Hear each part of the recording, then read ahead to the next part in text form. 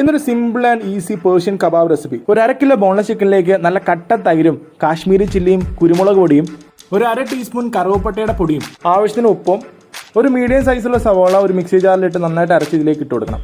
ഇനി അതിലേക്ക് കുറച്ച് നാരങ്ങനീരും ഒരു 1/2 കപ്പ് പാലും കൂടി വെച്ച് നന്നായിട്ട് ഇളക്കി ഒരു 6 മണിക്കൂറോളം മാരിനേറ്റ് ചെയ്ത് വെക്കണം. ഫ്രിഡ്ജിൽ വെക്കുന്നതാണ് നല്ലത്.